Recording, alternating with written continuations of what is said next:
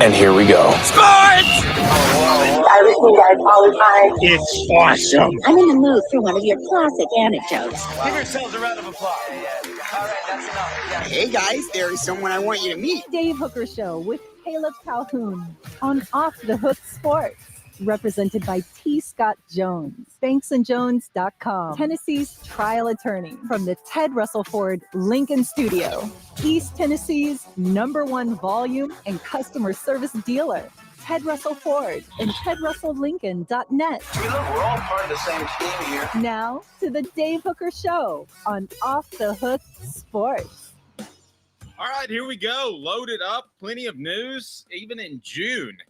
As Tennessee's baseball team has me thinking, the show, of course, represented by Banks & Jones, Tennessee's trial attorney, banksandjones.com, as we broadcast live from the Ted Russell Ford Lincoln Studios. We certainly thank them. East Tennessee's largest volume dealer, Andy White and the gang, will take care of you, and you'll have the car you want, and you'll get a fantastic deal. The customer service is through the roof. All right, so we get up and going here. We got a couple of things to talk about. One, Tennessee welcomes a familiar face back to its coaching staff. While I absolutely love the move of Marian Hobby. We'll discuss that. Also, as I mentioned, Tennessee's baseball team has me thinking, and I'm thinking about expectations. What are fair? Because Tennessee's baseball team has set the bar pretty darn high, and that is 5 straight super regionals in a row. That's the equivalent of what? Elite 8 or better in basketball, or the Sweet 16. Sweet 16. I mean, that's pretty darn good. So we'll dive into that. My expectations are high for Tennessee football. I'm not masking that at all. Also, is it Gronk or Gronk? I thought you said Gronk this morning ranked Neyland as the 3rd best among SEC stadiums. No, Grok, the AI platform. Oh, okay.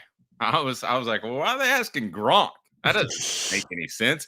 Ty Snell with an offer, a quarterback in state. Caleb has an interesting point.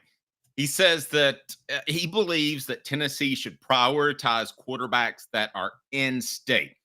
Philip Fulmer would roll over in his grave, and he's not dead yet. Stat of the day, this day in Tennessee sports history. We get off and rolling.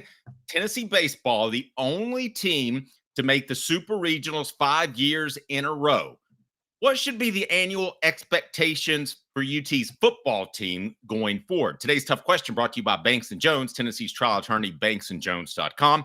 How did you phrase that on the YouTuber? What are fair expectations for Tennessee football over a 4-year period? And I've got a bunch of different options, and I will say Tennessee fans are very ambitious over what they want to see. Okay, No mine surprise. are slightly higher than yours. I believe in a 5-year span, and I'm assuming it's a 16-team playoff. I did 4 years. Should I have done 5 years? Sorry. That's okay. But out of a 4-year span, it's definitely 3. And I'll give them a mulligan, but I do believe that they need to make a serious championship run. That means at least make the Final Four, if not beyond. We're talking about a 16-team playoff. That was the standard when Philip Fulmer was the head coach. That was the standard for a good bit of Johnny Major's career as a head coach. I think Tennessee is of that ilk. If it were still 12, I might go a little bit lighter, but I'm assuming it's going to be 16. Your vote on the poll question on the YouTube, and we'll get to some of your comments. Caleb, I think you tend to agree. Yes, and so here's the options for people who, for everybody. So 1 is CFP every single year, 3 serious runs of those 4 years, and then 1 national title every 4 years. That's like the ambitious one.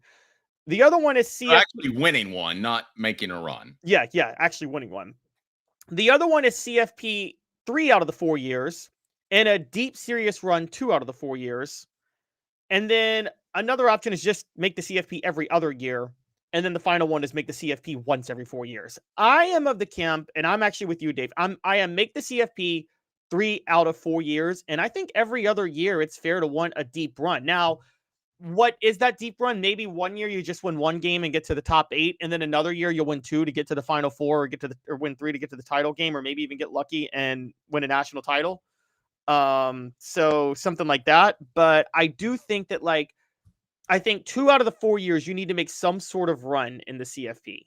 Whatever that type of run may be, I'm not sure, but I think you need to be in the CFP 3 out of every 4 years. I mean, whatever. Do I think sometimes Tennessee fans in the past have had an overinflated view of just how good of a program they have? Yes, but I don't think there's any debate that they've had a top 16 program traditionally of all time. So you should be a top 16 program every year or most of the time. Well, and let's remember this too. For those of you that aren't college baseball fans, SEC baseball is probably better than SEC football. And that sounds crazy, right? Correct.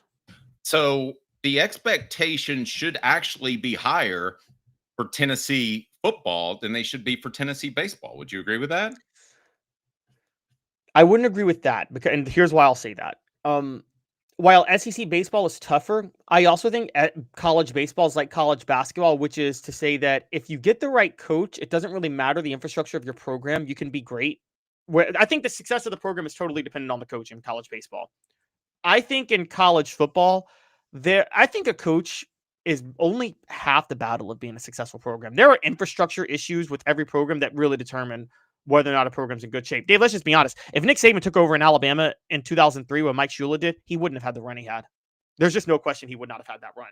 Well, it's almost like somebody told me that was very involved that Todd Raleigh actually did a lot in terms of saving money so they could build the new stadium and all the stuff that they built and add all the facilities that they've added that made them that much better. And Caleb, in doing that, they have raised expectations and people expect more, but the football infrastructure, in my opinion, was already there. And they've added haven't they added another indoor practice facility? I mean, my goodness. I think, the football infrastructure is fine. I think it's just, you are more dependent on other things. Like, would you say if you had AI robots coaching every single football program in the country, just a bunch of AI robots coaching every single college football program, Tennessee would be a top 10 program. They wouldn't be number 1, 2, or 3. Or even 4 or 5 for that matter. I've always thought more along the lines of 8, but we're pretty close. Today's tough question brought to you by Banks & Jones, Tennessee's trial attorney, banksandjones.com. Today's tough question. Boom. You heard that. Now take it. The Dave Hooker Show with Caleb Calhoun. Represented by T. Scott Jones, banksandjones.com, Tennessee's trial attorney. From the Ted Russell Ford Lincoln Studio, East Tennessee's #1 volume and customer service dealer, Ted Russell Ford and TedRussellLincoln.net. Now to the Dave Hooker Show on Off the Hook Sports. Before we get results of the poll question, Adam says finishing in the top 16 should be a given. However, we don't know what it takes to finish in that 16. It may be auto-qualifying within the toughest conference, or it may be the 16 best teams overall. I'm going to go ahead and put my neck out there and assume that the Power 4 conferences all get an automatic bid, and then it's the 12 best teams. Okay, that's the parameters we're going to work with. We don't know that that's going to be the case, but give us it'll be Power 4 plus 1 group of 5, so it'll be the 11 best teams after the group of 5. I'm cool with that. All right, yeah. Give us an update on the poll question. Where do we stand? Okay, so what are fair expectations for Tennessee football over a 4-year period? 47%, a plurality, say CFP every year, 3 deep runs, 1 title. 22% say CFP 3 years, deep run 2 years, 2 of those 4 years. 31% say CFP every other year, and then 0% are saying CFP just 1 year out of 4 years. I tend to agree with the 19% CFP 3 out of 4 years and a deep run 2 out of 4 years. 2 out of 4 years. All right. I'm going to tell you. Make the CFP 3 out of 4 years, but just make a deep run 2 out of 4 years. Right. Yeah, that's what I said. 2 out of 4 years, make a deep run. Are you considering that Final Four, Elite Eight? I think it could be. I think it should average out to 2. Like, so if you make Elite 8 1 year and then you make the title game the next year, you know what I mean? Or 2 Final Fours, you can kind of fiddle with it. Just, you can't, how about this? You can't get bounced out. You have to do more than just make the first round of the playoffs. And get hammered. 4 years. Oh, yeah, exactly. I mean, that's almost like not making it in some ways. Today's tough question brought to you by Banks & Jones, Tennessee's trial attorney, banksandjones.com. If they don't, there's a peculiar reason why, as it is today's tough question. Fair expectations for Tennessee's football team. Why Banks & Jones? Well, it's because they're Tennessee's trial attorney. You can play to win with Banks & Jones because they'll go to trial. You've heard of other lawyers. They say they'll go to trial and fight for you. They won't. They just want to settle. That's the easiest way out. Well, that's not Banks & Jones, led by T. Scott Jones. They won't settle. They'll go to trial for you. Tennessee's trial attorney. They play to win. Truly, Tennessee's trial attorney when it comes to criminal defense or personal injury. Why settle? It's Banks & Jones. T. Scott Jones. BanksandJones.com. Cooper Mays here. Hit like and subscribe. Will do, Coop. Now, if they don't, why? It's looking like it's going to be the quarterback position, which you would have said after the 2022 season was pure insanity. After the way Hendon Hooker played, I think, and we've discussed this before on the program, I think there's a real concern that Josh Heupel, instead of being a system coach and a great quarterback coach, is a system coach and not the latter. I wrote that in my column on offthehooksports.com. If that's the case and Tennessee's held back by its quarterback play, I'll just go ahead and tell you, Josh Heupel in 4 years is going to be on the hot seat or fired. So let's break down the idea of, I mean, I agree with you. Being a system coach, though, is somewhat dependent on, you can have a system and just tweak it year in and year out. I mean, I think you would agree. Isn't Urban Meyer technically a system coach? That spread offense is a system, isn't it? Yes, but I think he was very ahead of the curve. I don't think Josh Heupel is the only guy doing Josh Heupel things right now. Right. The question is, can Josh Heupel run it better than others? Because I think you and I both agree that while Urban Meyer was very ahead of the curve, a lot of other coaches picked up that offense. They didn't run it as well as Urban Meyer or Dan Mullen ran it, because Urban Meyer and Dan Mullen knew how to tweak the offense based on their personnel. And the question is, and with changes, I mean, let's just be honest. Rich Rodriguez also ran the spread offense even before Urban Meyer got there. But guess what? Rich Rodriguez never matched the success he had with Pat White and Steve Slayton at West Virginia. So, yeah, he couldn't run it the way Urban Meyer could. So I think that Josh Heupel, the question is, it's going to be big this year. Look, he brought in Seth Littrell as an offensive analyst. He's looking for ways to see if he can tweak the offense to try to stay ahead of the curve. If he doesn't, you're right, he's going to be fired in 4 years. But put it this way, because we talked about it's a 5+11 model. I think we both assume it's going to be a 5+11 model. I think it's safe to say, because it's not technically top 15 or top 16, but I think it's safe to say, Dave, outside of the group of 5 champion, the 4 Power 4 champions will be all in the top 16 anyway, won't they? Yes. Yeah. So the top 4 conference champions will all be in the top 16. So at the very least, you're going to be a top 15 team if you make the playoff. Yeah, I was thinking about this the other day, and I can't think of an example where one of the Power 4 conference champions weren't in the top 16. I can't either. Oh, for that matter. Yeah, I agree. I mean, it's so most of the time you're going to have them in it. So at the very least, you're going to be a top. All you need to do is be a top 15 team. If you're a top 15 team, you're in pretty much. But I will say that, look, I think the expectation is what it is now. It has changed from 10 years ago. And actually, that's a great point from General Ursus. A Natty or SEC championship. It's been 26 years since either has been won. My old expectations, and I don't know if you ever agreed with me on this, Dave, and it never happened, but I thought if Tennessee was at its peak, they should want to win an SEC title once every 4 to 5 years. Agreed. I'm of the mindset now, who cares about an SEC title? I'm sorry. I don't care about it. I care about the playoff if I'm a fan. Josh Heupel might if he's going into 2029 and he doesn't have a natty. Would you rather win the SEC title or make the Final Four of the college football playoff? Make the Final Four. I wouldn't argue with that, but if you go, let's say you slip into the SEC championship game and you're a 3-loss team. If you win that game, you make the college football playoff. That would be very significant. Yes, I agree. But for that point, for the goal of making the playoff, that part's very true. I just look at it as, I think winning your conference nowadays is like winning your division in baseball or football. You don't really care as long as you get into the playoff. I mean, I don't think the Giants in 2007 are like, oh man, we upset the Patriots in the greatest game of all time. But darn it, I wish we won our division. I wish we won the NFC East.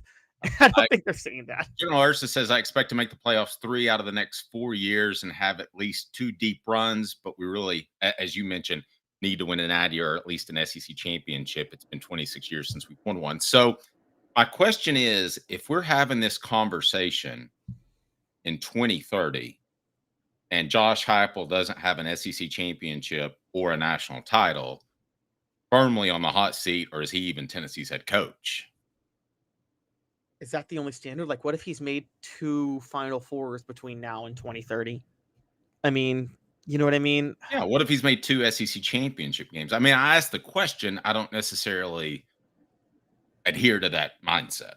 I don't either.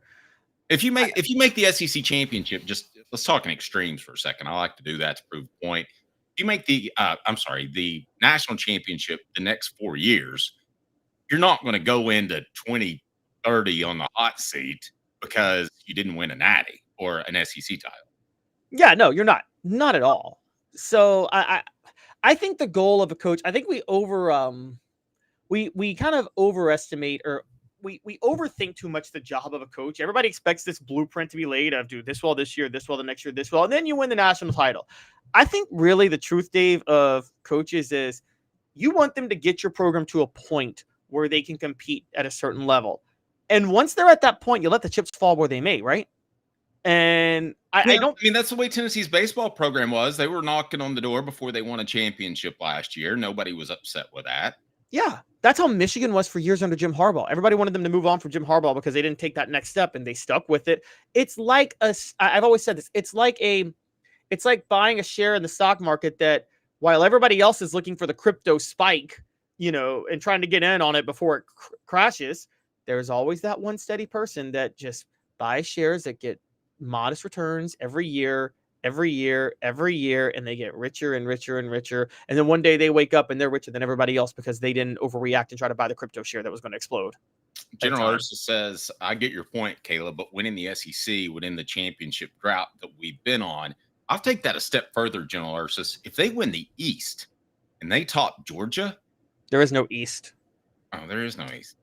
If they beat Georgia, let's just say if they beat Georgia, is that not a major step in the right direction? Let's say they lose to Alabama and Florida, but beat Georgia. That's a huge step this year. That's actually a column for me to think about. But like, if they beat Georgia but lose to Alabama and Florida, I think they can live with that with Alabama and Florida on the road. But I will say this. That's going to raise even more red flags about Josh Heupel on the road. And there's already a lot of red flags about Josh Heupel on the road. I still think the bigger red flag, though, Caleb, is the quarterback situation. We're talking about Georgia. Did they not maximize Stetson Bennett? I mean, yes, they got every bit out of him. What quarterback other than Hendon Hooker has Tennessee gotten every bit out of? And now they're turning to a backup from UCLA and Joey Aguilar because they don't feel confident in their quarterbacks there. Now, I still think that's going to be a quarterback competition. I believe that firmly. But I do think it's interesting. I was watching 104.5 The Zone, and a good friend of mine, Brent Doherty, asked Josh Heupel about the Nico Iamaleava situation, and he said, no, let's turn this into the Joey Aguilar situation. That was the first thing I heard from an official standpoint that sounded like they're leaning towards Joey Aguilar. I've just heard analysts like you try to predict that. But that was the first time I heard something from somebody at Tennessee that made me think he's the guy. Because, I've questioned that. No, you have. That's very true. Let's point out something Tennessee and Georgia have in common with this. You just said they got everything. They maximized everything they got out of Stetson Bennett. That was the same year Tennessee was maximizing what they got out of Hendon Hooker. What happened after that year? Both teams lost their offensive coordinator because Todd Monken went to the Ravens and Alex Golesh went to South Florida. I think we could safely say Georgia didn't get what they wanted out of Carson Beck. They felt he underachieved a little bit before transferring to Miami the last 2 years under Mike Bobo. And I certainly think Tennessee hasn't gotten what they wanted out of Joe Milton and didn't get what they want out of Nico Iamaleava under Joey Halzle. So you may have to question if both teams are – I mean, Georgia hasn't gotten back to the national title game ever since they switched from Todd Monken to Mike Bobo. I mean, I don't think that's a coincidence. I'm seeing for Georgia, I'll just say this, and I don't mean this disrespectfully because I respect him as a man, but I see a David Cutcliffe to Randy Sanders type like transition that Georgia's just made with Todd Monken to Mike Bobo. And on a bad point by Caleb. It's not a bad point at all. Hot or Cold brought to you by City Heating and Air Conditioning. Defensive line coach Marian Hobby will come to Tennessee as a defensive analyst. He was a former UT defensive lineman. He brings a ton of experience. In general, we're going to break down different facets of this. Hot or cold, brought to you by City Heating and Air Conditioning. How hot are you on this? I will go ahead and say red hot, because the money is going to be evened out. It's $20.5 million, right? Right. So it's going to be evened out. That means you better get guys ready for the NFL. That's going to become the important thing again, as players say, well, I'm going to get 500,000 from here. I'm going to get 500,000 from there.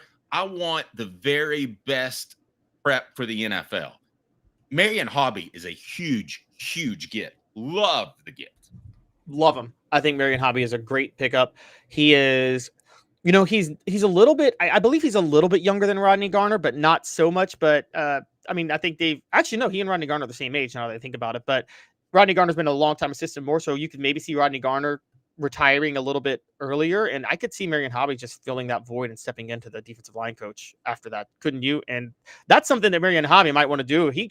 I could see Marian Hobby be somebody who does that until his 70s, just because it's a job. He probably loves Tennessee. Yeah. And they still have Robert Ayers too, who has an NFL background, right?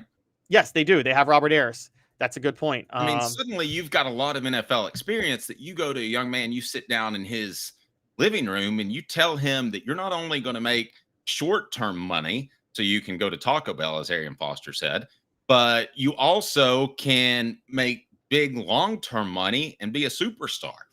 Let's face it. I mean, everybody loves T. Martin in Knoxville, but people all over the world love the Joe Montanas and Troy Aikmans of the world. I mean, that's a different level if you're a superstar in the NFL, right? Oh, yes. The allure is totally different. And there are technique things, and you know this, Dave, more than anything. There are technique things that are key to playing defensive line. I think we underrate the work that goes into developing defensive linemen sometimes. It's not just the raw talent, right? And I think that, this was part of the big thing during the Philip Fulmer years. Wasn't Dan Brooks the defensive line coach, or was he the linebacker coach during that time? He was the defensive tackle coach. Steve Caldwell was the defensive ends coach. Okay. Let's be honest. Dan Brooks had a huge role in Philip Fulmer's success with the way he developed defensive tackles, didn't he? And the way he coached them Dan up. Brooks was monstrously huge. Other than John Chavis, he was probably the most beloved coach on that staff. Yes, and I think if you had to get rid of one, you would have gotten rid of Chavis to keep Dan Brooks, wouldn't you? That's an interesting one. I'd have to think about that. I still remember, who was the redheaded quarterback that Tennessee had? Do you remember that? The redheaded quarterback. Maybe somebody. Nick Stevens? Yeah, Nick Stevens. I still remember Steve Caldwell went up to Nick Stevens, and I was interviewing Nick Stevens. He goes, "You all look like you could be brothers." And you should have seen Nick Stevens' just disappointed face. Oh, my God. I'm this 40-year-old dude. Lindsay says, Dave is exactly right. NFL prep will quickly become the main goal for most recruits again. You're right. And it's not going to be facilities anymore. That's pretty much evened out as well, hasn't it? I don't think anybody's hurting for facilities. Even Vanderbilt upgraded to some extent. Oh, yeah. And this is the thing. This actually, I've said this before. Dave, you want to know the biggest reason Tennessee fell off after the 90s? The most important reason, outside of the fact that Georgia decided to stop hiring goofballs as head coaches, was the revenue distribution got a lot more evened out because the SEC TV deals allowed all the other schools to upgrade their stadiums to get them to their facilities to get them to Tennessee's level. And so only Butch Jones was stupid enough to think we got a better juice bar than Alabama, so we're going to out-recruit Nick Saban and beat them because of that. Now, we had somebody ask if you could give a little update on the NIL salary cap stuff. We went over that extensively yesterday, but give a rundown for those that didn't hear that. Yeah, so basically every school is going to be allowed $20.5 million to pay players directly. That's what the House settlement does. There are going to be roster limits, not scholarship limits. We don't know what those will be yet. And then also when it comes to recruiting, when it comes to NIL payments, there's now going to be third parties that vet NIL payments to make sure that they are actual endorsement deals and not just a booster handing a player cash so he can go play for a school. It is just a bunch more rules that people are going to cheat on. Yep. It's going to be the same thing we had, 7 years ago? People giving illegal money Yeah, that's exactly what it's going to be like. Hot or Cold brought to you by City Heating and Air Conditioning, cityheatandair.com. Yes, it's Orange Blood. It's $20.5 million for all sports. So let's get to Hot or Cold, brought to you by City Heating and Air Conditioning, cityheatandair.com. Hi, Mike Davis here with City Heating and Air, reminding you to always dare to compare. Our team provides quality local heating and air service, installation, and maintenance across East Tennessee. We use only the best equipment like American Standard Heating and Air Conditioning for your residential, new construction, or commercial needs. Honesty, dependability, and customer satisfaction have been the cornerstones of our business since 1961. City Heat and Air. There's your fair. That's hot. Former Vol Marian Hobby was an all-SEC player. Well, let's set up what we're playing here with Hot or Cold. Okay. I'm going to give all the reasons that this is a good hire, and you tell me if this is a good reason or if it doesn't mean anything. Okay. I'll go ahead and tell you that first one's cold. I don't think kids care if you played for Tennessee or you played for Arkansas State. So former Vol who was all SEC, I agree. I don't think it matters. I don't think it matters at all. I think the biggest thing about Marian Hobby that may matter was during that time he played for Ken Donahue, the defensive coordinator, who I think did a pretty decent job developing defensive linemen, even though he got canned in the middle of the 88 season. But yeah, I think Marian Hobby. I'm actually with you. I'm cold on that. All right. What's next?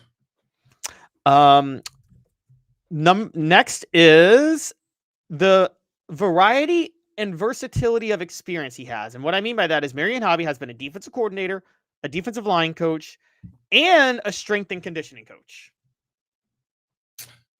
I don't think his versatility, I'm going to say I'm cold on that too. I don't think his versatility is a factor. As a matter of fact, it might be a sign that he's what do they call it? A master of none. Help me with the phrase.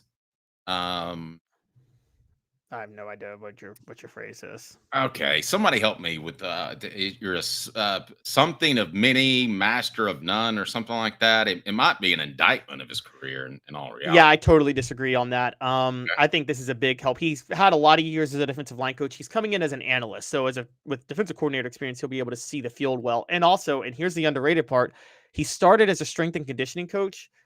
Dave, if there's any position you can transition to from strength and conditioning coach, it's coaching defensive line, right? Because that's half of coaching defensive line is about conditioning them, isn't it? So those are two positions in strength and conditioning coach and analyst that you're basically just holding on to the staff. You're holding on. Yeah, but I still think that again, he has a long decorated career as an on-field assistant. So I think that I don't think there's any issue with this. I think he's bringing a lot more to the table than you with this versatility. Okay, what else you got? Alrighty, championship experience. Played for an SEC title team in Tennessee. Was the co-defensive coordinator of Clemson's national title team in 2016, and most importantly, not most importantly, but he was his 1 year at Tennessee since he graduated. Just happened to be the 1998 season when he was the assistant strength coach. I want to sound like I'm down on this hire when I'm really, really high on this hire. But to me, that's not the standout either. I'm cold on that. Brought to you by City Heating and Air Conditioning, cityheatandair.com. Wow. You're just cold on everything. You just hate this hire. No, I don't hate the hire at all. I hate to say this. If we were in person, I'd want you to slap me. I don't think kids care as much about winning championships. I'm not, we're going to get to where you're getting to. I'm saying, can that help? You're only focused on what talent does this bring in. I'm going to get to that in a minute, but don't think about that for a second. Think about, does this bring any value to the staff, his abilities with his championship experience? Okay. That's hot. All right, that's hot. I'll give you that. All right. So next, NFL experience. He was with the Jags, he was with the Bengals, and he was with the Dolphins. That's hot. That's what kids want to hear. That's it. Okay. Do we need to? Okay, but again, I'm not asking what kids want to hear yet. We're going to get to that. Okay. I'm asking, does the NFL experience give him any value on the staff? Oh yeah, pick up things from NFL players. A lot of those NFL players are as smart as the coaches. Are you telling me that Peyton Manning and Tom Brady aren't as smart as the offensive coordinators that coach them? Well, let's be honest. I think many NFL players are smarter than coaches, but that's just me. I totally agree. Peyton Manning was smarter than every coach he ever played for at the NFL level. I think the only coach who might have been smarter than him was David Cutcliffe. And there's a reason that David Cutcliffe is the only coach he ever listened to.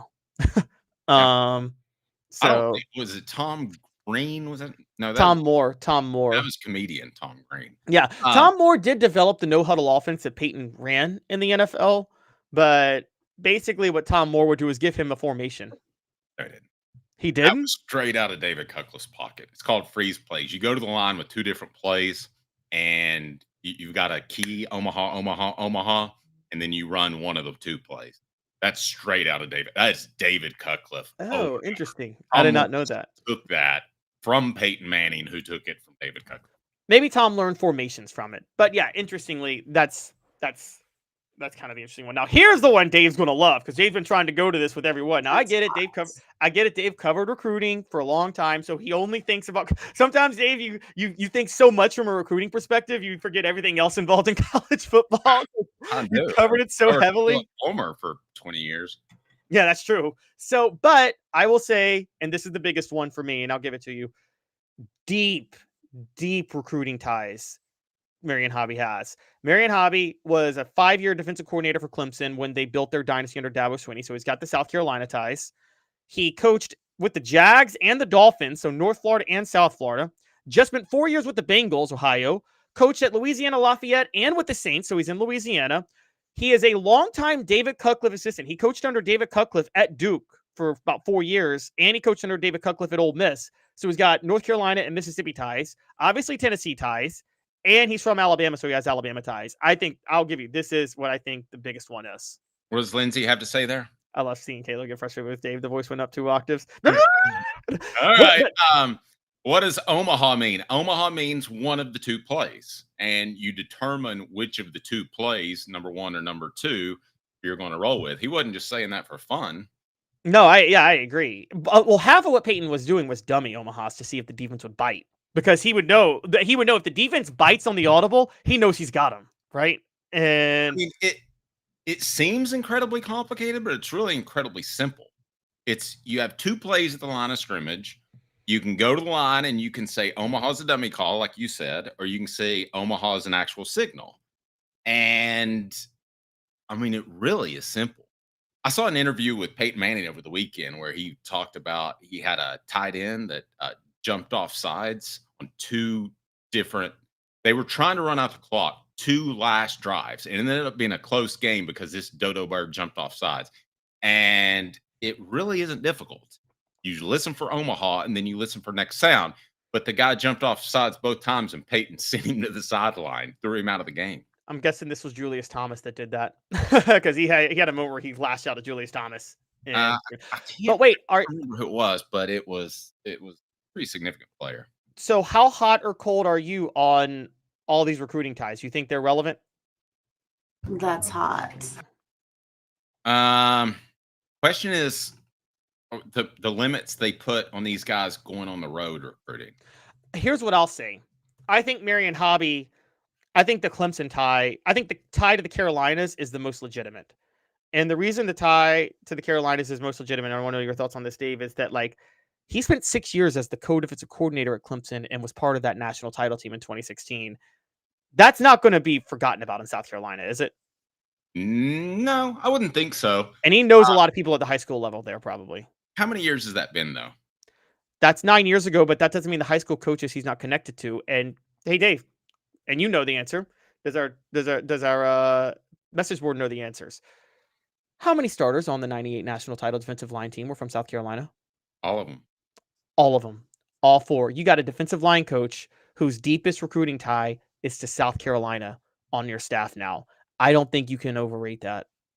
No, I agree. Adam says, I got to talk to a former Vols player yesterday, and I asked him if he wanted to coach. He said, absolutely, but it's hard to get a job where you would really want to coach. Very true, and you usually have to work your way up the line with high school or as an analyst like Robert Ayers is doing, and to some extent what Marian Hobby's doing. Is he making great money? Probably not. Well, I mean, Marian Hobby's I think this is I just want to stay in Knoxville now. He's 58. So I think look, there are sacrifices you make to get into coaching from a personal level that I don't think I would ever make. And, the climb of the ladder is so tough. And even when you do get your big break, like 90% of the time, and you know this, Dave, 90% of the time in college football, when you get your big break at the right program, it's not the right time to be at that program. So now Trevor does bring up a good point. He kind of flies in the face of my conventional thinking. Does recruiting even matter anymore? I mean, it does. It just doesn't feel as important. I'm going to disagree with that. I think it's every bit as important. I think at the end of the day, you're going to see, if it's Joey Aguilar or whoever it is at quarterback, you're going to see a guy that's a little less talented than Nico. I think Nico would have had a fantastic season because he is uber talented. Was he as accurate on the deep balls I thought he would be? Probably not, Caleb. But when I watched that guy just from a talent evaluation standpoint, I've done this for a long time, I thought he was incredibly talented. I don't think there's any question about that. Oh, that's why I thought he was created in a Laffer Heupel system. His deep ball actually was amazing coming out of high school. I don't know what happened in college other than he was too hesitant to get rid of the ball at times, and certain receivers had lost a step. But no, I totally agree. And look, we talk about this all the time. We talk about, systems that coaches develop that make them such geniuses. And you're the one who would always tell me, he's like, yeah, but it only works if you have the right players. I mean, you've taught me about the Nick Saban inventing the pattern matching and the turning with your hips. And you're like, yeah, but that only works if the cornerbacks are like super, super, super athletic and like are just rare talents. And the same with like everybody in the 90s talks about Spurrier's fun and gun. Well, that only works if your receivers are wildly fast, doesn't it? Yeah, I think General Ursus may have refuted what we were kicking around. That is, recruiting is still important. Just look at OSU, Georgia, and Texas. I don't think we would argue that those were the three most talented schools, and they went the deepest. The 2018 Georgia recruiting class is widely considered the greatest recruiting class in history. There's a reason they won back-to-back titles in 2021 and 2022. Yeah.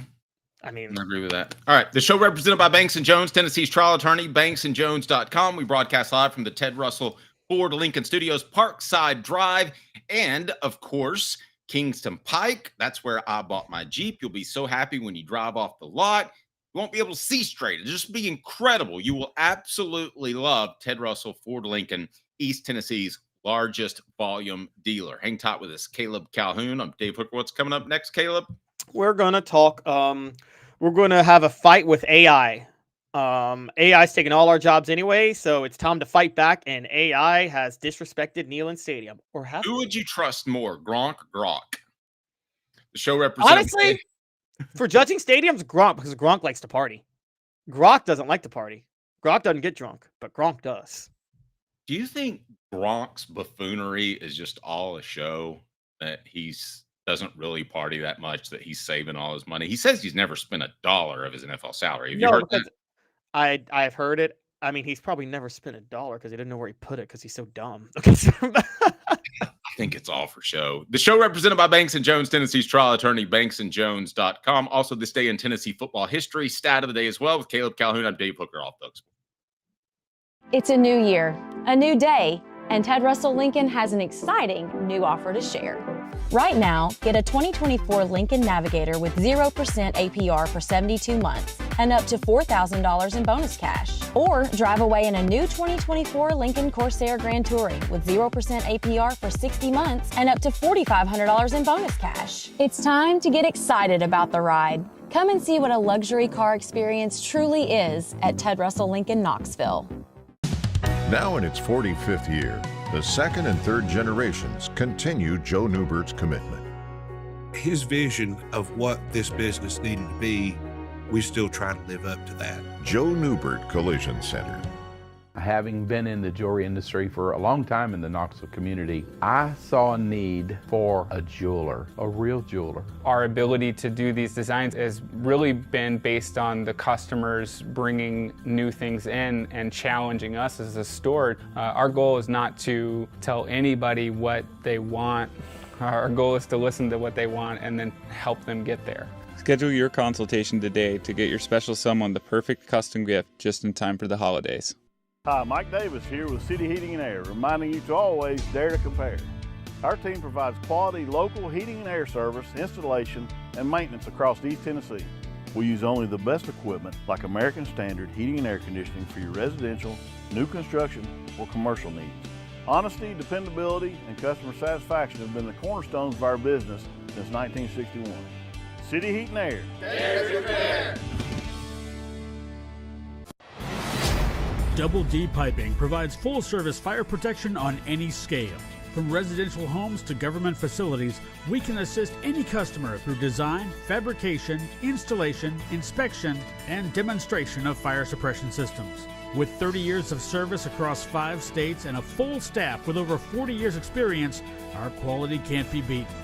Don't get caught watching what you could have prevented. Call Double D Piping, the absolute best in fire prevention. Ginger Power, the Dave Hooker Show with Caleb Calhoun. Represented by T. Scott Jones, banksandjones.com, Tennessee's trial attorney. From the Ted Russell Ford Lincoln Studio, East Tennessee's #1 volume and customer service dealer, Ted Russell Ford and TedRussellLincoln.net. Now to the Dave Hooker Show on Off the Hook Sports. Thanks for this, Lindsay. Greatly appreciate it. Listening to Dave Hooker cost me a ton of money last week. My wife hears Ted Russell Ford and says, "Oh, yeah, I need a new car." Thanks, Dave. Shout out to Ted Russell Ford. Amazing experience. Don't forget to support our sponsors. That's why we're here. We broadcast live each and every weekday at 10 a.m. from the Ted Russell Ford Lincoln Studios. The show represented by Banks & Jones. Tennessee's trial attorney, banksandjones.com. They've taken some of my money. Okay, so let's get to some other comments because you guys are throwing heat. No question about it. I want to clarify this one more time. Orange Blood says the $20.5 million news. This is not a proposal. This is a done deal. Yeah. No, this is done as of now. There are about to be lawsuits about this. So I don't think it's a done deal like forever, but as of right now, this is a settlement that has been agreed on. But again, it's a fake settlement that is not going anywhere. Because it feels like they just feel like they had to do something. You know what it's like? Whenever you follow politics and presidents sign executive orders that are unconstitutional, and like they sign it, and there's all this political talk about it, and then about a week later it gets struck down by the Supreme Court, and everybody knew it was going to get struck down by the Supreme Court, but presidents do it anyway, and it's like that's what this feels like. It's like, okay, yeah. You reach this settlement, but this settlement violates so many other laws that's going to lead to so many other lawsuits that it doesn't matter. Well, now Orange Blood says in force as of today. July is when is it? And is this fiscal year? I think it's next fiscal year. Then the next fiscal year starts July 1st. Yeah, they're not about to pay. Like, who's about to pay their baseball team like with 3 weeks left? Baseball's the only sport in session right now. Well, they're probably already discussing how they're going to deviate the funds, though. But I mean, yeah, this is for next fiscal year, as far as I'm aware. I'm just telling you, hiring Marian Hobby as an analyst is pure genius. It's pure genius because you can only pay. It's the same way with the NFL. What was the only time the Cowboys were respectable? I know I go back to the Cowboys a lot, but it's when they actually ponied up and paid Bill Parcells and swallowed their pride and hired a great coach, right? Yeah. I mean, since Jimmy Johnson, of course. Right. But you're talking about since the Jimmy Johnson era. No, I mean, I totally agree.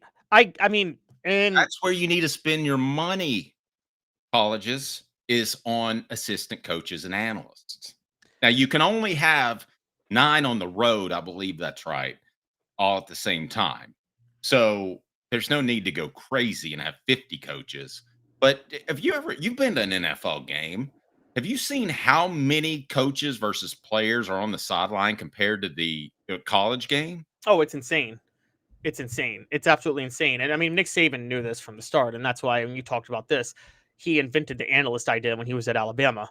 And I mean, that was from his time at Miami, which is why he had even more success at Alabama than he did at LSU. Well, and also why they had close practice, because he would run the coaches out there after the media was trying to not get caught. Yeah, and that was a violation because you could only have so many on-field coaches at a time. This day in Tennessee sports history is brought to you by our fantastic friends at Brainerd Golf Course and Brown Acres Golf Course in Chattanooga. Chattanooga's best public courses. Tee times are available. You can click right below if you're in the Chattanooga area. It is time for this day in Tennessee sports history, brought to you by our good friends at Brainerd Golf Course and Brown Acres Golf Course. Here we go. This day in Tennessee sports history. It's cool, baby. It's cool. Now you know, and knowing is half the battle. The Dave Hooker Show with Caleb Calhoun. Off the Hook Sports. What do you got, Caleb? On this day 5 years ago, Peyton Manning received a historical marker outside tunnel number 16 at the Rose Bowl, commemorating his first in-game experience as a college football player, which, for those who don't remember, he played one drive at UCLA in 1994, the first college football drive he ever played, after Jerry Colquitt got hurt and Todd Helton had come in and then was benched for a little while. I bring that up because I have to say it's so ironic because the Rose Bowl was always tied to the Big Ten and the SEC, the Big Ten and the Pac-12, but I've always respected the Rose Bowl and everything about it because it shows such a deep appreciation for the history and tradition of college football in an age and world where everybody else in college football is throwing tradition by the wayside and trying to expand the playoff or expand the conferences. The Rose Bowl sits and stands firm and says, we are not changing who we are. We are what we are, dating back to the Tournament of Roses of 1901. I'm sure you've heard the story of Peyton Manning going out there for the first play, right? Where he said, I know I'm just a freshman, but I can take you down the field. Trying to get some pep talk. He goes, we're going to take this ball down the field and we're going to score a touchdown. And here we go. Well, all these guys, they don't really know Peyton Manning because Jerry Colquitt was the senior. So you're putting everything on him. You're not giving the fresh. I bet he didn't get 20% of the snaps. So every senior in that huddle is like, well, there goes this season. The starting quarterback's down. And I think it was Jason Lehman. It was Jason Lehman, yep. That said, just bleep and call the play, you bleeping freshman. Yeah. And sure enough, he did. And he played all right in that game. I think it was, and somebody might help me there, it might have been Washington State later, where he threw an absolute laser on an out route that anybody my age that was watching that game said, oh, that guy's got the ability. Because you wondered with Brandon Stewart if he was as physically gifted when, maybe he couldn't run as well, but his arm was every bit as physically. So a couple of things on that. So with the Jason Lehman incident, Peyton Manning acknowledges right after that, I was so nervous. I said, yes, sir, to Jason Lehman. And yes, you're referring to the Mississippi State game. So Todd Helton was lost in the Mississippi State game. Peyton Manning threw a dart. That's the one I think Jimmy Hyams talked about it on the Book of Manning documentary when he said he made this pass that was just so amazing. Tennessee lost that game. The next week they played Washington State, which was Peyton's first start. Tennessee won that game 10-9, but Peyton Manning didn't play well. But Dave, that was the number one ranked defense in the nation that year, Washington State. I mean, that was a brutal first game for Peyton Manning to start on. And then they kind of go down they win. Peyton Manning steps in. They win 7 of their final 8 games. Should have won all 8. Should have beaten Alabama, but there were a couple of things that happened in that game. But yeah, that's how it all started. But yeah, so the Rose Bowl honors Peyton if you go to Tunnel 16 at the Rose Bowl, they have a marker honoring Peyton Manning. And again, this is everything that's great about the Rose Bowl. Last year, Dave, the Rose Bowl was asked to move its start time because one of the other playoff games was running too late, and the Rose Bowl said, no, we may be a playoff game, but we're not moving our start time. We start at 5:00 on New Year's Day, and that's what we will always do. And I love that about him. Derek, the message board's red hot today. Derek with statement, I feel Tennessee football is due a natty. We care too much to manifest a natty, and not to manifest a natty in football. If Josh Heupel can't get it done, I hope we attract a coach like Cliff Kingsbury from the NFL that's coached in college football as well. I will say this. Always afraid of the good-looking coach. And Cliff Kingsbury, I don't mind saying so, is a good-looking man, right? Oh, my gosh. One of the first blogs I ever wrote as a college football blogger was a picture of Cliff Kingsbury shirtless. And, got a lot of clicks, man. Why did Lane Kiffin get the job? At least 20% because he was really good-looking. Is he really that good-looking, though? He was just young. I don't know. Poll question. Who's better looking, Cliff Kingsbury or Lane Kiffin? We don't even need that debate. It's Cliff Kingsbury. Cliff Kingsbury looks like Ryan Gosling. They look like brothers. Yeah. But the issue with Cliff Kingsbury, guys, is my issue with Cliff Kingsbury is he had Patrick Mahomes at Texas Tech and never did better than 7-6 with Patrick Mahomes. And you can say he was at Texas Tech, but Mike Leach went 11-2 at Texas Tech with Graham Harrell. So, but I will say this: I don't criticize him for his time in Arizona because I think Kyler Murray was a complete waste of talent. When you have to write in that you'll study film for and not play video games 4 to 6 hours or something. Do you know? I was told. Now I don't know if this is true, but I was told by a scout that at one point they gave him a blank CD to study film at home, tape, whatever you want to call it, highlights at home, and he came back and talked about all that he gleaned from it. Oh, you're mixing Kyler Murray up with Jamarcus Russell. That's what they did with Jamarcus Russell. Okay. Yeah, they did that with Jamarcus Russell, the blank tapes. Yeah. If y'all ever want a great clip, it's a Stephen A. Smith clip from about 14 years ago where he's asked if Jamarcus Russell deserves a second chance in the NFL, and he lights into him and said no. He cashed in his money and clearly spent it on a bunch of donuts and also donuts because Stephen A. called him a fat, slobberly, no good, lazy bum of a quarterback. Yeah, it was but Jamarcus Russell was kind of a disgrace. He was lazy, he took his money, and he didn't care. I mean, I'm sorry, I have no respect for someone who does that. So it's unless they have a physical issue. I'm sorry? Unless they have a physical issue. Yeah, like, I don't have a problem with Andrew Luck walking away. No, Andrew Luck gave his all for a while, and he walked away. He retired. Jamarcus Russell was cashing in money on a contract and not showing up to practice, not caring about games, didn't care if he won or lost, because he was eating all the donuts that, like Stephen A. Smith said, his big contract allowed him to buy. And yeah, so there's people I have. Look, I'll say this, Dave. I have no respect for James Banks on that regard either. If you have that level of talent and you just don't care, I mean, you deserve what's coming to you at that point. And Adam, sexist. If you're we're not gonna obviously if you're a straight dude, you're taking Kim Caldwell over like Ryan Gosling or Lane Kiffin. Like, now the question is, if you're into men and women, are you taking Cliff Kingsbury or Kim Caldwell? If you're into men. That's a good question. Okay, if you go both ways, which one are you taking? I don't know. I guess it's hard for me to say. I have trouble. Getting there, Caleb. But there we go. The show represented by Banks & Jones, Tennessee's trial attorney, banksandjones.com. Live from the Ted Russell Ford Lincoln Studios. As 4 Downs brought to you by Rick Terry Jewelry Design. Is that correct, Caleb? No, 4 Downs is brought by Ted Russell. Okay, 4 Downs brought to you by Ted Russell Ford Lincoln Studios. As we dive into this right now, as 4 Downs is this. Grok, which is AI, I'm not exactly sure what it is, ranked Neyland Stadium 3rd best among SEC stadiums. So we'll break down the other stadiums, but first I will ask you, Caleb, what do you think of 3rd in the SEC for Neyland Stadium? You know, I could have gotten on board because there's a couple stadiums I haven't been to, and I wouldn't have said anything about it, but I have an issue with one of the stadiums ranked ahead of them. And for the record, I want to give a shout out. This was Saturday Down South side. Yeah, Saturday Down South, Adam Spencer used Grok to rank all 16, and I'd be remiss if I didn't mention him doing this. And so I give him credit on this. But Neyland Stadium, it was kind of an easy column to write. Yeah, I know, right? Grok wrote it for you. Yeah. But I give a lot of, but I could get with one of the stadiums ahead in Neyland. I can't, only because I haven't been there. I can't get with the other one, and I think that's my issue, which we're going to get to. Cooper Mays here. Hit like and subscribe. All right, what stadiums rank ahead of Tennessee according to Grok, not Gronk? Brought to you by Ted Russell Ford Lincoln, as we broadcast live from the Ted Russell Ford Lincoln Studios, Parkside Drive, and Kingston Pike. Like a blast from the past, the Super Dealer is back. Look to the skies, Knoxville.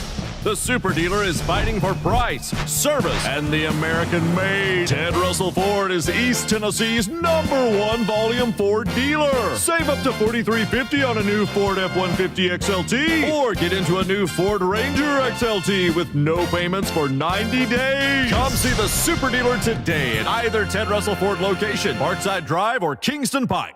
Coop here. First down. Okay, first of all, I want to say this. You take Neyland Stadium 2022, you take Alabama, you take Florida 98, it's as loud as any of them. I've had people tell me they thought they were playing jet engines outside the stadium, and there are a lot of coaches and players that believe that in 98. Seriously, that believe they were playing because it was so loud they couldn't hear each other standing right next to each other. So any of these stadiums that we're going to mention are right up at that ilk where they could have high water marks that they're just as loud as anybody. But let's start with LSU. It is LSU. It's Tiger Stadium. That's number one. I have been there. It's that loud. It's that insane. The heat plays into it early in the year as far as a home field advantage. There's a dad blame Tiger on the sideline. I mean, it's Got our Cougar in the car. Did I tell you about my story when I went up to the Tiger? No, what happened? Well, I thought it'd like roar or something. I went out of my way, went all the way down on the field. It's hotter than blue blazes. I wanted to get close to the Tiger. So I go up to it, and it did something scarier than roar that made me want to mess my pants. He goes, I mean, I was just like, oh, Lord, I'm getting away from that. The other impressive creature is the Auburn Eagle, but they've got 1,500 mascots, so that's strange. LSU, I got to put them above Tennessee. Sorry. I am not going to put them above Tennessee, and I'm going to tell you exactly why. Okay. If one, as Chancellor Palpatine said in Revenge of the Sith, nerd alert, if one is to study the nature of something like the Force, one must study all aspects of it, not just the dogmatic side the Jedi teach. If one is to analyze a stadium, one must analyze a stadium at every time of day, not just at night. That's fair. Nathaniel pointed that out too. Noon, it was a big flat as a pancake when Tennessee played down there 2 years ago. Yes, if you go to LSU at noon, that is borderline a home game for you when you visit them. Their fans are hungover. They have no desire to be there. I'm putting the Swamp in this category too, by the way. I'm putting the Swamp in this category. The Swamp and LSU. The media's hungover too. Yeah, that's true. You're right about that. LSU is the only place I've ever been where they serve beer in the press box. That's actually kind of hilarious. This feels like I shouldn't be doing this. Yes, LSU at noon is a dull, dead place. It is not that loud of a stadium, guys. It is exciting at night. They try to get all their games at night because of that. I know at night, and I'll give them credit. I'll steal man for a minute. LSU did register an earthquake one time because their fans got so loud. Also skew because it's all marshland down there. But still, they did register an earthquake. But LSU at noon, I mean, Louisiana people and LSU fans are lucky if they make it into the stadium before vomiting everywhere from drinking the night before in that moment. So very true. Cooper Mays here. Second down. All right, second down, Coop, and that is this. Kyle Field. Every single media member I've talked to has said absolutely it is one of the top 2 or 3 loudest stadiums in the SEC. It's one of the few I haven't been to. So I know it shakes. I know it does all that. But Kyle Field is largely considered one of the loudest stadiums in not only college football, but in the world. Yeah, and I think Kyle Field, I haven't been there either, I'll confess, but everything I've read about it, I'm going to give it credit for being ahead of Neyland Stadium because I do think Kyle Field is loud all the time, no matter what time of day. And I think it's so famous for it. I have no problem with it being ahead of Neyland Stadium. There we go. But I have a problem with LSU being ahead of Neyland Stadium. Third down. See, this is a little unfair for me to judge because you know the difference between, because I'm going to say Florida is louder. And I think there's some recency bias in this that Florida is not getting more respect by Grok.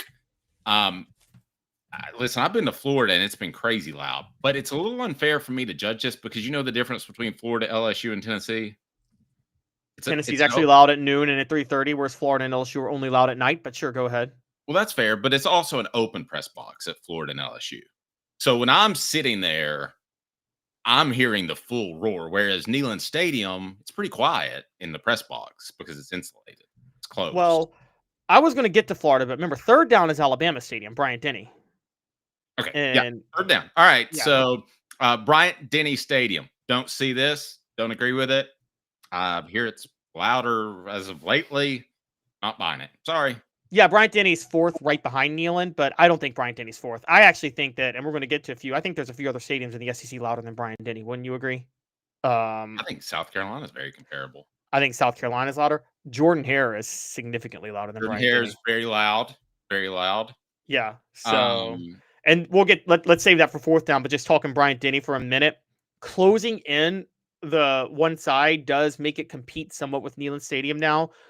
But I'm with you. I don't think it gets as loud as Neyland Stadium. I don't think it really comes close. And by the way, when we're talking, let's put this out there. There's tiers to this, which is that Neyland, Tiger Stadium, Kyle Field, and the Swamp those four are on a tier by themselves and how loud they could possibly get, right?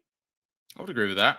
Yes. And according to, if you go by Facebook, which is not a real thing, but according to Facebook, Tennessee has reportedly reached the highest decibel level. It hit 137 in 2023 against Georgia. And for those who don't remember, Lou Holtz asked for a decibel regulation on how loud Neyland Stadium got when he was at South Carolina. I kid you not. That right after he dog cussed me in a radio interview? Probably. He's such a lame dude. Jackwagon. Total jackwagon. Blind Squirrel Sports says, I'll make no argument for Sanford Stadium. 31 straight home victories paints a better picture than my words ever could. I will give you this, Blind Squirrel Sports. I would have vehemently argued with you until Tennessee went there in 2022. And Sanford Stadium hit another level of respect in my mind. I still don't have it with Tiger, Collar, Neyland, but I've got it knocking on the door, whereas I might have had it behind South Carolina previously. Blind Squirrel Sports, let me say this to you. Athens is the best college town in the SEC. If I was to introduce somebody to like the college town game day Saturday in the SEC, I would say go to Athens. Love that place. If you guys could somehow find a way to close in Sanford Stadium, because there's that one side that goes out. I don't know if you can, but if you could. I thought they did. I don't think they did. I don't think they have that upper deck still. So I think the sound just goes straight out. Well, they have that concourse that people have to walk, so maybe they can't physically do it. I don't know. Then maybe that's it. If they could figure out a way to close it, Athens would win every Saturday in the fall, because then it would have a really loud stadium that competes with Neyland and the others, and it would have the best college atmosphere possible. So I'll give you that, Blind Squirrel Sports. I will say that. I love Athens. I could live there. I could live in Athens, honestly. And it's just such a nice town. Dude, I mean, I don't want to drive there. I'll say. Yeah, because you could get run over by a football player. All SEC center Cooper Mays here. 4th down. 4th down is what, Caleb? We're going to name a few stadiums that kind of compete that I think were too low, that I think could compete with Neyland. So we just mentioned by nature of its size has to be in the conversation. What does? Texas. Yeah, we'll get there, but Sanford was number 5, and what we were just talking about, Sanford should be lower. The Swamp number 6. The Swamp competes. We talked. The Swamp is tier 1. That's recency bias. That's the program not being very good lately. Yeah, I agree. I totally agree. Jordan Hare's number 7. Again, Jordan Hare is close to tier 1. Jordan Hare gets really, really, really loud. For those who don't know it, that's Auburn.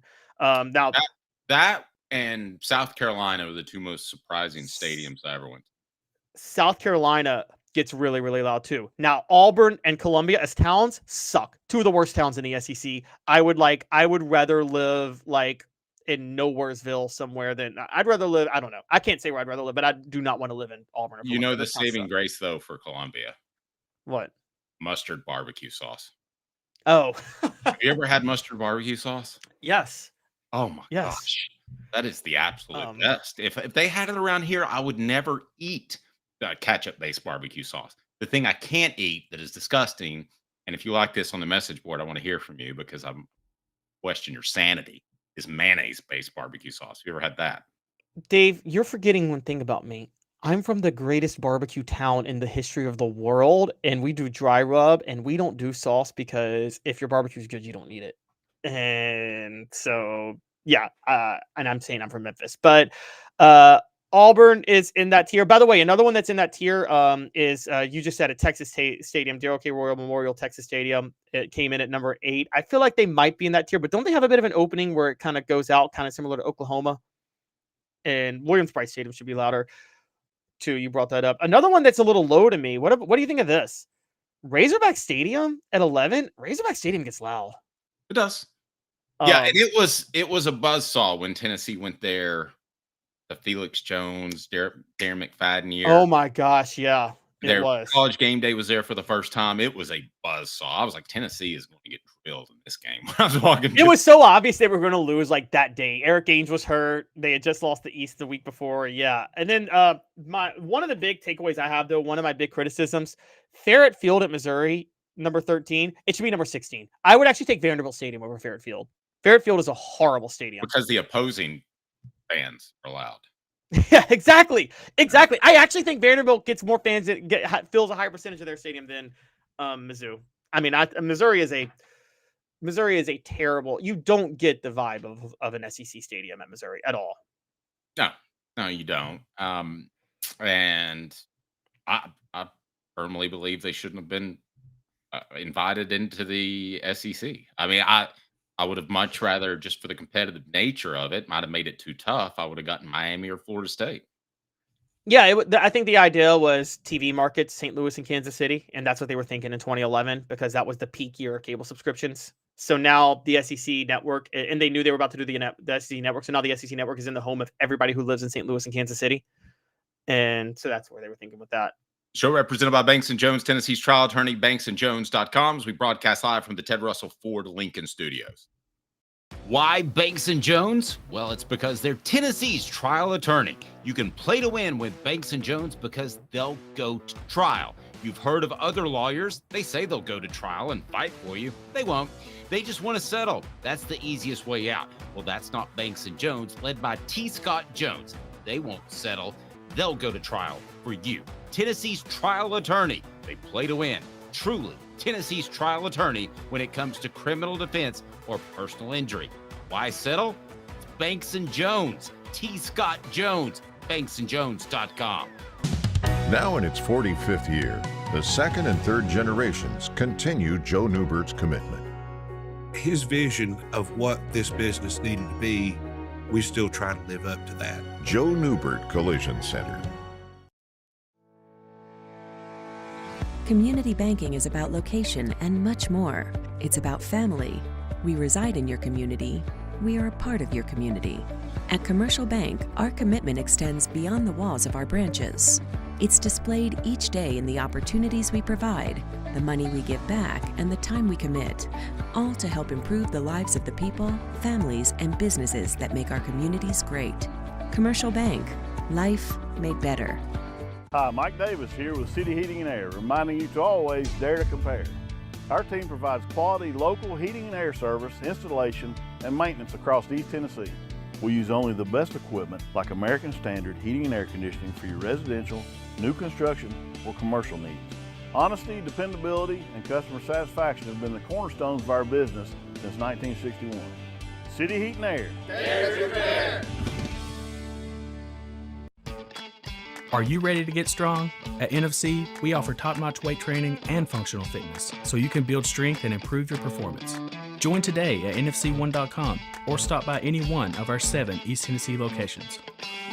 Frank, like the name, but serious or something. The Dave Hooker Show with Caleb Calhoun, represented by T. Scott Jones, banksandjones.com, Tennessee's trial attorney. From the Ted Russell Ford Lincoln Studio, East Tennessee's #1 volume and customer service dealer, Ted Russell Ford and TedRussellLincoln.net. Now to the Dave Hooker Show on Off the Hook Sports. I gotta be honest, I didn't know this. General Ursus saying the SEC was originally going after West Virginia instead of Missouri. Is that right? I didn't know that. No, there were rumors at the time that West Virginia, there were rumors, but the SEC was always going to prefer Missouri over West Virginia. I mean, West Virginia, again, it was the age of TV markets more than anything. And West Virginia couldn't even get into the ACC because West Virginia has always had 2 big issues, 2 huge issues. Pre-TV, post-TV. Pre-TV, no major highway goes through Morgantown, really. So it was always hard for travel. Yeah, and times on recruiting trips, and awful. Oh, it sucks. Yeah, I lived out in Hagerstown. It sucks going out to Morgantown. Like, and then here's what you would do. Did you spend time on West Virginia's campus? If you had West Virginia instead of Missouri, I'm going to go ahead and make that argument right now. I mean, West Virginia is a way better campus. Yeah, it's more like the SEC, and and West Virginia's student base is mostly people from New York. It's Italian people from New York. It is. It's the kids who couldn't get into school at Rutgers or Maryland or any of the other Mid-Atlantic schools. West Virginia takes all the dumb kids from the Mid-Atlantic. You feel like you're in the Bronx or something. Hey, give me a beer here. I mean, you're like, where am I? Yeah. Yeah. I look, I would. Then you would turn those into fans. Oh, I totally agree. West Virginia would be great in the SEC. Look, the SEC is going to expand again in the future.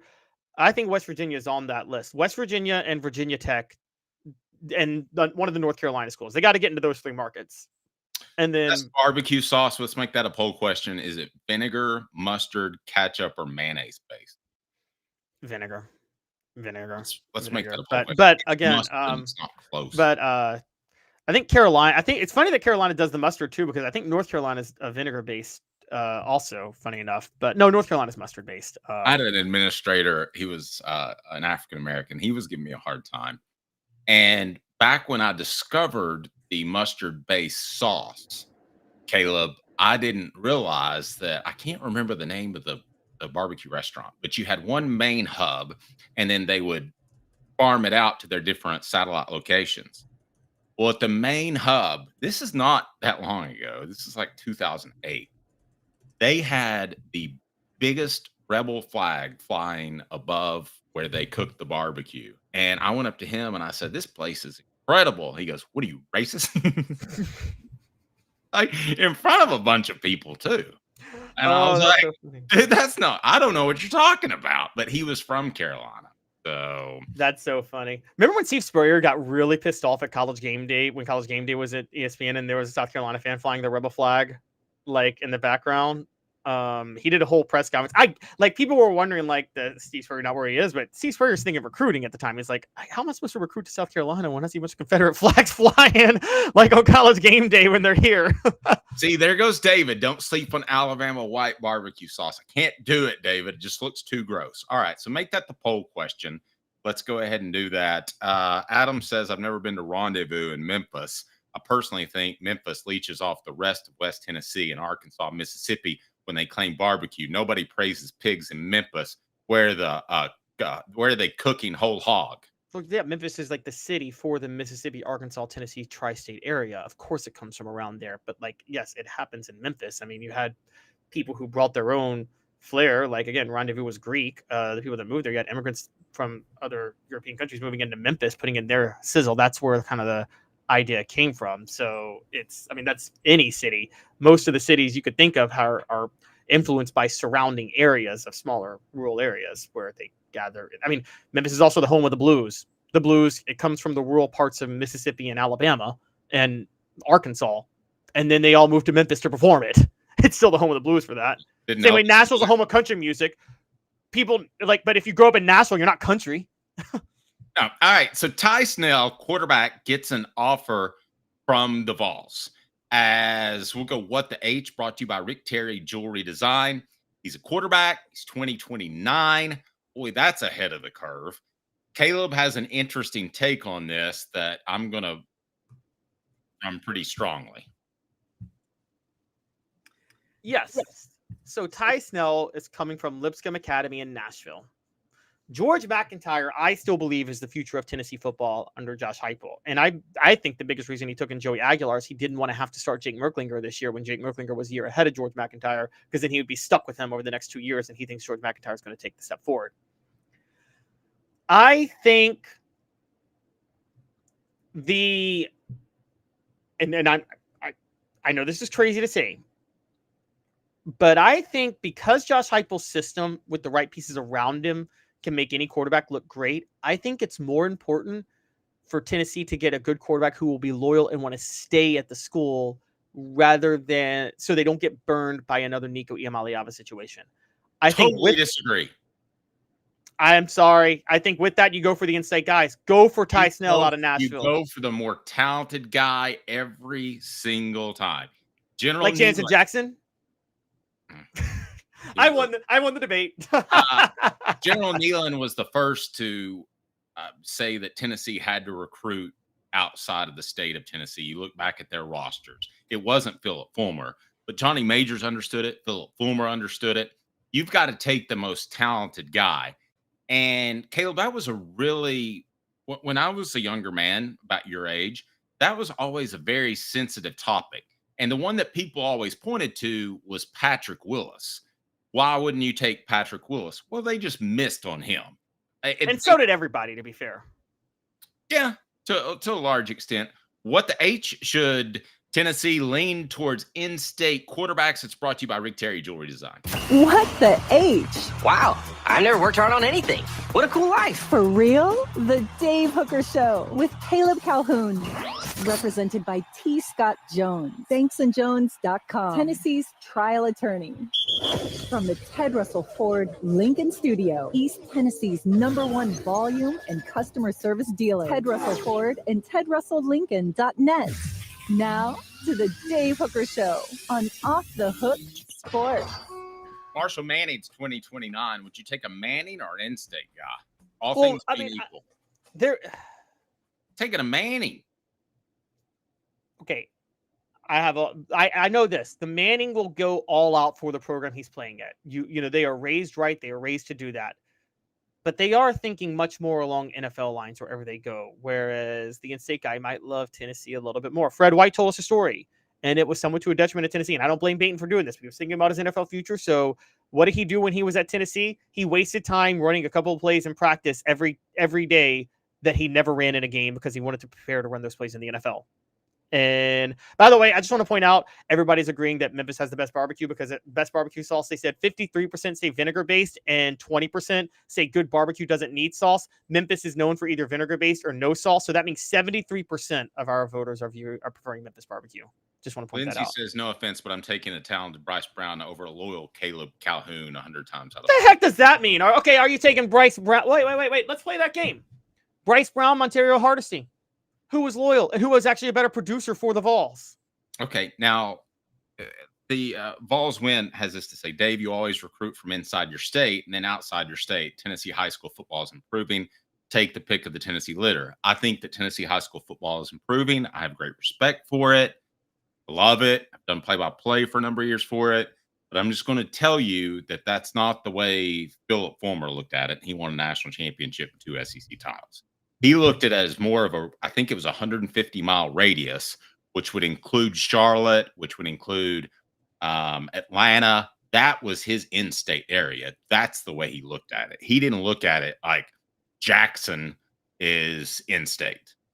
That's not the way he looked at it. No, he did not. And also, to be fair, it was to discuss the Philip Fulmer situation. And how Tennessee recruiting happens. Yes, high school recruiting in Tennessee. I'm trying to be clear on this, Dave. I'm not sitting here saying be loyal to Tennessee guys nonstop. I've never said that. I never will. But I think with quarterbacks, it's a little different. The quarterback market is so volatile now, trying to get the right players, that I think it's most important to make sure that you get the player who's going to be loyal, particularly when you're Josh Heupel, and you know you can make any quarterback look good. So, I mean, that's where I'm landing on that. And so I'd rather have Nico than anybody on the roster right now, and that includes George McIntyre. I'd rather have George McIntyre for $1 million than Nico for $2.5 million. Oh, that's wow. With the new salary cap, let me think about that. Salary cap's not changing the NIL market, though. Well, no, with the new salary cap, I think your point's more valid. Oh, okay. Yeah, I see what you're saying. Yeah. Because you're not taking 10% of the money, you're taking 5% of the money. Brought to you by Rick Terry Jewelry Designs. What the H? Having been in the jewelry industry for a long time in the Knoxville community, I saw a need for a jeweler, a real jeweler. Our ability to do these designs has really been based on the customers bringing new things in and challenging us as a store. Our goal is not to tell anybody what they want. Our goal is to listen to what they want and then help them get there. Schedule your consultation today to get your special someone the perfect custom gift just in time for the holidays. All right, so Caleb says take the in-state 3-star over the 5-star from Atlanta. That's basically where he is. For quarterback, yes. And name the last 5-star quarterback from Atlanta that worked out for Tennessee. I'll wait. Guess what? They signed a 5-star. Lawrence would have. Yes, not under Butch Jones. Well, they signed Harrison Bailey, a 5-star out of Marietta. Harrison Bailey was a 5-star out of Marietta. How'd that work out? Yeah, that's right. It's funny you said the 5-star from Atlanta when they did literally sign a 5-star quarterback from an Atlanta area, and he didn't work out. And then they signed a 5-star from California, and he didn't work out, and he transferred. I'll rarely say this. They would have been better off with Trevor Lawrence, a quarterback, than a coach. And 9 times out of 10, I'll take the coach. I remember interviewing Trevor Lawrence at a camp in Atlanta and asking him about Tennessee. And he was like, it was kind of, man, I can't date that girl because she always cheats on everybody. It was just like, he was really sad that Butch Jones was the head coach at Tennessee because, he grew up a Tennessee fan. Hardcore. He grew up a Tennessee fan. Amari Rodgers grew up the son of a legendary Tennessee quarterback, and T. Higgins grew up in Oak Ridge. You could have had Trevor Lawrence throwing to T. Higgins and Amari Rodgers, but Butch Jones was there. Now, to add to that point, though, Dave, I somewhat break from you on this. But I will say that with Trevor Lawrence, I still don't think Butch Jones could have made him look good because here was Butch Jones's biggest problem. And we watched enough of him to see this. He forced his system on every player and didn't tweak it at all for the players he had at all. So it was a disaster with Justin Worley, and it would have been a disaster with Trevor Lawrence because Trevor Lawrence isn't that much of a runner. And so Butch Jones would have tried to force these like zone read option plays with Trevor Lawrence, which would not have been his style. So Al says Daniel Brooks should have been better than Patrick Willis. It's a shame we couldn't have recruited both of them. Well, the problem with that, Adam, no offense, Patrick Willis was faster and had better lateral. Other than that, about right. I remember Daniel Brooks too. One of the few times I've gotten the giggles and lost it while a show was going on, I was trying to convey the arrest report where Daniel Brooks got arrested for beating up some fraternity guys.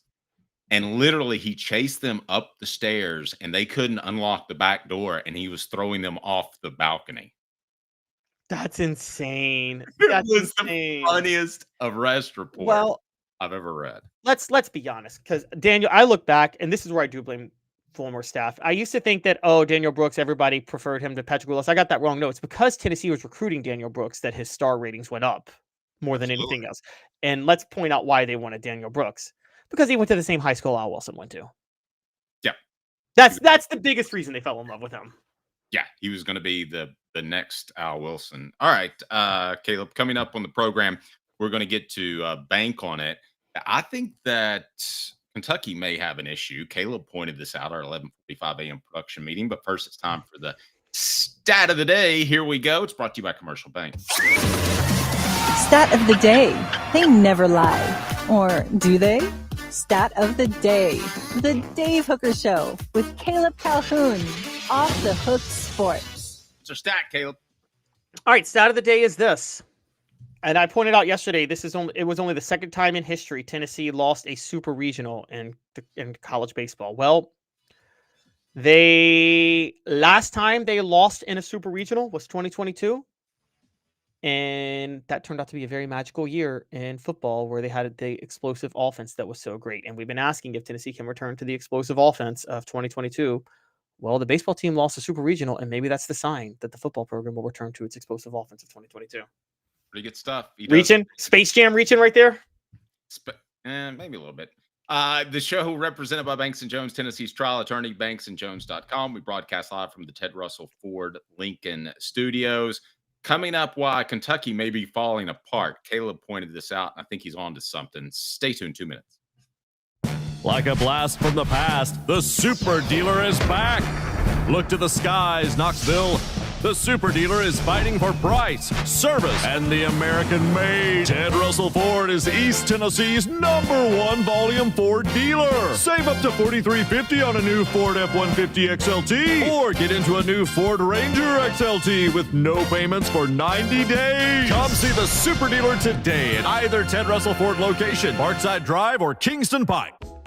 Sports Treasures in North Knoxville is one of the South's largest sports cards and memorabilia dealers, featuring over 10 million sports cards from vintage to modern. Sports Treasures carries a full line of hobby boxes, singles, autographed memorabilia, Tennessee Vol collectibles, fan cave decorations, and so much more. See a museum full of collectibles at Sports Treasures, 4819 North Broadway in Fountain City, and Sports Treasures on Facebook. Sports Treasures, where the real sports fan goes to shop. Community banking is about location and much more. It's about family. We reside in your community. We are a part of your community.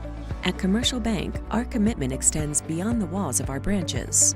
It's displayed each day in the opportunities we provide, the money we give back, and the time we commit, all to help improve the lives of the people, families, and businesses that make our communities great.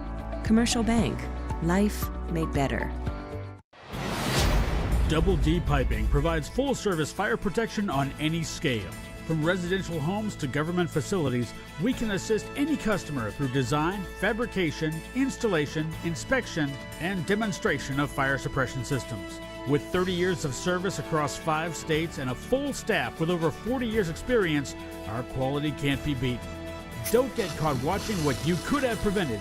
Call Double D Piping, the absolute best in fire prevention. A guy with a lot of jobs, but this one is the most important. This is not government work. As such, I treat it with care and attention. Until someone else calls. The Dave Hooker Show with Caleb Calhoun. Represented by T. Scott Jones. BanksandJones.com. Tennessee's trial attorney. From the Ted Russell Ford Lincoln Studio, East Tennessee's #1 volume and customer service dealer. Ted Russell Ford and TedRussellLincoln.net. Now to the Dave Hooker Show on Off the Hook Sports. Adam says I was there that night before that fight, Dave, talking about the Daniel Brooks fight. I can tell you what started the fight.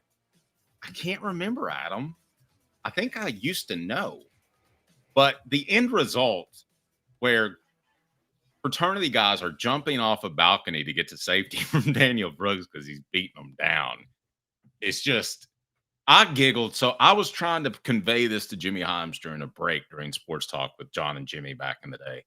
And I was giggling so hard on the phone that Jimmy had to say, calm down. I only have a minute left. I have to get the news and get it up because I'd gone to the police station and got the arrest report. And I mean, giggling to the point of tears coming down. It was that bad. So tell us what started the fight. I would like that because I cannot remember. All right. Do we all not think that it's a matter of time, and I'm going to say bank on it, brought to you by Commercial Bank, that Kentucky is going to falter at some point? Because Mark Stoops is either going to get another job or they're going to lose patience in him constantly winning 8 or 9 games. It's going to happen at some point, right? Bank on it, brought to you by Commercial Bank. Yes, it's going to happen at some point. And I think it's going to get worse now because Kentucky can't manipulate the schedule the way they used to. Look, let's talk about what's really helped Kentucky under the Mark Stoops era. Mark Stoops went to Kentucky in 2013. Well, Dave, as you and I know, from 2013 to 2023, that 11-year period before the SEC changed, the SEC East was just way down. I mean, if Georgia wasn't great, there was no team in the SEC East competing for anything, right? During that time period. Agreed. So he cashed in on a bad SEC East to guarantee himself 3 wins a year, depending on who was at its worst during that time. Kentucky's crosstown interdivisional rival was always Mississippi State. Traditionally was the worst team in the West, right? Yes. And then Kentucky and then he would schedule 3 Patsies non-conference, and that's his path to 6 wins every year. Well, now with the new SEC format, just for straight 1 through 16, it's a lot harder of a path for him to get to 6 and 7 and 8 wins. And I think that's kind of the issue. And so I think that Kentucky, Mark Stoops, as things get tougher, and particularly, let's think about this. Dave, what if the SEC goes to 9 games? Mark Stoops is screwed, isn't he? Exactly what I was thinking. Kentucky, they're the Dallas Cowboys of college football. They're only going to get to slight relevance, and they're not going to win a championship. I mean, if you're okay with that, Kentucky fans, really don't have a choice but to be okay with it because the in-state, you talk about the in-state talent base in the state of Tennessee is getting better. It is. It used to be bad. It's still not great. I swear, I think I could have played high school football at a high level in Kentucky. Oh, probably. I've got 2 rebuilt knees. And by the way, this points out the biggest difference between the SEC and the Big Ten. Indiana just had an amazing. Kentucky and Indiana are almost like similar programs regional wise. Great. About it. Indiana just went 11-1 in the Big Ten. Kentucky is never going 11-1 in this SEC. Ever, ever, ever. He said it. Bank on it. Brought to you by Commercial Bank. Commercial Bank is your neighborhood bank. What makes us different from other banks? We understand that every customer has unique opportunities, challenges, and financial concerns. We don't expect you to fit into the same box as the next person or business. Whether it's purchasing a home, saving for your child's future, or planning for your next vacation, we're with you every step of the way to navigate life's big decisions. Commercial Bank. Life made better. All right, bank on it. Brought to you by Commercial Bank. Mark Stoops will have how many more successful years? Let's make this a poll question as well. At Kentucky, will it be 1, 2, 3, or 4? It's not going to be 4. Go ahead and tell you that. I'm always of the mindset going into the year it's going to be 1. It's going to be 1, and it's because of what sparked this topic, which is, and this is what led us to talk about this, guys, which is Vince Marrow, who has been with Mark Stoops since 2013. He's been there from the start as the associate tight ends coach and the associate head coach. He is basically Mark Stoops' right-hand man, the way David Cutcliffe was Philip Fulmer's right-hand man. And Fulmer leaned on, this, David, even after Cutcliffe, didn't Fulmer lean on Chavis to do so much for the program that he wouldn't do a lot of times? And yeah, he definitely even told a group of reporters one time that he wanted to be more of a delegator, which I was like, that's a red flag. And then he hired Dave Clawson. Yes, exactly. Vince Marrow was Mark Stoops' rock, leaned on him for everything. He just left to take the general manager job at Louisville. Now, Jeff Brom has wanted Vince Marrow for a while, but this is happening right now because the ship is sinking, and he knows the ship is sinking. You don't bolt a place of 13 years like this for this job. And so I'm just going to be honest. Vince Marrow leaving is hardcore evidence that he knows Mark Stoops is on borrowed time and he needs to get another job and get out of there before it all falls apart. I tend to agree with that. And I think we get into conspiracies a little much, but I tend to agree with you there just because with the new schedule and you can't manufacture wins. If they go to 9, it is done. I mean, what's a great season going to be at Kentucky? Is it going to be 4 wins, 5 wins if they go to a 9-game conference schedule? I mean, at best, they were 4-8 last year. Let's just go to the conference. Let's just go to the schedule this year, by the way. And it's only 8 games this year. Okay. Toledo, Eastern Michigan. All right. They're winning those 2 games. And Tennessee Tech. Okay. They got those 3 non-conference wins. But Dave, look at their conference schedule. Ole Miss. I mean, unless Lane Kiffin's team lays an egg, they're not beating Ole Miss, right? No. At South Carolina, I mean, South Carolina has the best quarterback in the SEC. They're not winning that game. At Georgia, they're not winning that game. They're not beating Texas. They never beat Tennessee. Florida's better talent-wise, and they have to go to Auburn, and they have to go to Louisville. So I could easily see another 4-8 season where they only beat Toledo, Eastern Michigan, Tennessee Tech, and then maybe Vanderbilt at Vanderbilt. But even that's not a guarantee with Diego Pavia. 3-9 is very much on the table. Yeah, I'll take it a step further. I'll say bank on it. Stoops is gone after this. I think so too. I think Stoops is gone after this year. Now, I will disagree with one thing that we had our message. Lindsay said Stoops won't leave UK willingly. It would be a lateral move if he did. UK is content going 8-4, 9-3. I don't think he's going to get there. And I could see a situation pretty easily where Steve Sarkisian takes a job in the NFL. Texas job comes open and Mark Stoops is easy hire. I'm not picking Texas out of nowhere, but I think there are a lot of schools out there that could make Mark Stoops is a really easy hire. He's going to be solid. He's not going to do a bad job, right? Correct. But see, here's the problem with Mark Stoops in Kentucky, and this is where their issue is. Mark Stoops' success in Kentucky, it was a paper tiger. We agree with that, right? It was built on just cashing in on really bad competition that he got to beat up on. Is that fair to say? Yes. He has leveraged that success to basically start public fights with the basketball program for more money to be spent on the football program. And he has. You're absolutely right. And that's not wise because, listen, I think a lot of Kentucky fans would rather make the Final Four than win a national championship in football. And I barely say that exaggerating. 100% of the time. They'll take 3-9 in football if they're winning it in basketball. And so I think that Stoops leveraging that money to say, look, I'm taking them 10-3. Look at what I'm doing here. Fine. But the minute they're going 3-9 or 4-8, which they will be doing, Kentucky's going to be like, we just spent all this money on the football program, deviated it from what we care about basketball. And you got into a public war of words with people like John Calipari. So you could have your success, and you're not even having your success now. They're not going to be happy about that. David Speaks says Kentucky should recruit Nashville, Louisville, Cincinnati, Chicago, and Indianapolis, and they would go 7-5 most years. Look at Wisconsin as a model for them. Agreed, but David, going into those cities, Kentucky's at best number 2. You go into Nashville, you're probably number 3 behind Tennessee and now surging Vanderbilt. You go into Cincinnati, Cincinnati's a respectable program now. I think a lot of kids would rather stay there. And Ohio State, by the way, is still going to recruit Cincinnati too. Yeah, Chicago's a hodgepodge.